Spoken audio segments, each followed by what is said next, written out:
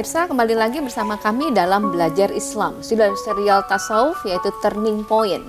Pepatah mengatakan bahwa air yang tidak bergerak adalah sumber penyakit, menjadi sarang nyamuk dan banyak bakteri di sana. Air yang sehat adalah air yang mengalir terus-menerus karena tidak tergenang. Begitu juga kehidupan kita. Kalau kita bergerak dan berjalan terus ke arah kesempurnaan, maka sama saja kita menganut hidup yang sehat, lahir batin tentunya. Kesempatan kali ini Pak Erli dan saya ditemani oleh Bapak Asep Usman Ismail yang tidak asing lagi bagi Anda, ya. Bagi Anda yang baru saja bergabung dengan kami di program tasawuf ini, saya perkenalkan bahwa beliau adalah seorang dosen dan pengajar pemikiran Islam dan tasawuf di Universitas Islam Negeri Syarif Hidayatullah dan juga di Universitas Paramadina. Begitu juga dengan banyak sekali institusi-institusi di Jabodetabek. Assalamualaikum Pak Asep. Waalaikumsalam warahmatullahi wabarakatuh. Ini setiap episode Turning Point menarik terus ya Pak Asep ya? Semoga akan memberikan inspirasi yang selalu aktual untuk kita simak, untuk kita perhatikan dalam hidup ini. Dalam hidup, dan mudah-mudahan pemirsa dan kita banyak belajar dari setiap perjalanan bintang tamu dan kita. pasti kita dulu yang belajar ini. Kita dulu yang belajar. Pemirsa, saya juga perlu memperkenalkan, mengulangi beberapa informasi bahwa Pak Asep ini menulis juga banyak pemikiran Islam dan banyak diantaranya adalah tasawuf. Pak Asep, kalau misalnya merujuk ke buku-buku Anda ya, yang disebut dengan stasiun-stasiun atau maqamat di dalam tasawuf ini menjadi satu teori yang umum atau selalu diceritakan oleh para sufi. Ada dua cara pandang tentang maqamat ini. Yang pertama memandangnya sebagai tangga. Nah, cara pandang ini mengandaikan bahwa perjalanan rohani itu adalah pendakian.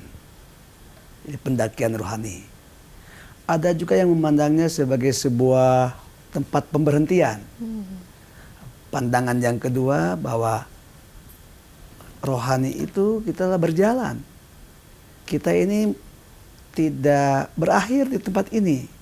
Rasulullah menggambarkan ka'abiri sabirin, seperti seorang yang berjalan dan melewati satu perjalanan panjang. Nah, kalau kita berhenti, tentu kita akan salah asumsi, akan salah jalan. Tapi kalau kita bergerak, tentu ini memenuhi harapan dari agama.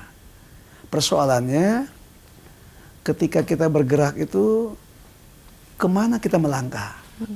Itu namanya ada dimensi ilahiyah. Tapi juga pada saat melangkah ada dimensi insaniyah, ada soal-soal kemanusiaan. Titik temu kita adalah soal kemanusiaan. Nah, ada orang yang beragama tanpa menghilaukan soal kemanusiaan, ada yang beragama yang sangat human. Tentu saja tasawuf mendidik kita untuk beragama dengan sangat human, memperhatikan dimensi kemanusiaan yang beragam ini.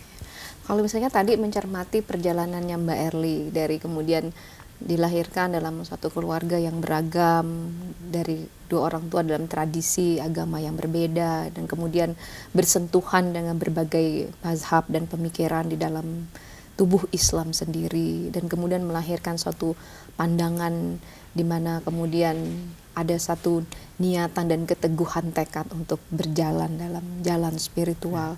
Pak Asep melihatnya ini adalah suatu fase-fase yang umum di dalam teori tasawuf, atau dia berbeda tergantung dari... Ada yang pokok. Yang pokok adalah persoalan beragama itu sangat individual. Tapi tidak semua orang berani menjadi dirinya sendiri. Ada orang yang berani menjadi dirinya sendiri, ada yang tidak berani. Sesungguhnya adalah beragama itu individual. Karena datang ke dunia adalah mempribadi, kembali kepada Allah juga sangat pribadi. Jadi saya mau tanya dulu deh Mbak Erli. Mbak Erli, tadi Pak Asep menyebutkan kan banyak orang yang kemudian tidak berani menjadi dirinya sendiri. Dan orang banyak, tamu-tamu kita banyak yang mengatakan ya Pak Asep, bahwa ketika jalan menuju Allah adalah jalan yang penuh keberanian ya. Dan kalau Mbak Erli sendiri misalnya di mana sih menempatkan, atau di mana ada rasa takut dan keberanian itu? Takut, iya takut. manusiawi ya, takutnya mungkin Pak ya. Apa yang ditakuti? Takutnya can I through this the long path well gitu kan. Apakah saya bisa melewati ini dengan aman, physically saya, jiwa saya tidak guncang dan sebagainya. Kalau sudah takut seperti itu ya saya hanya bisa memasrahkan saja.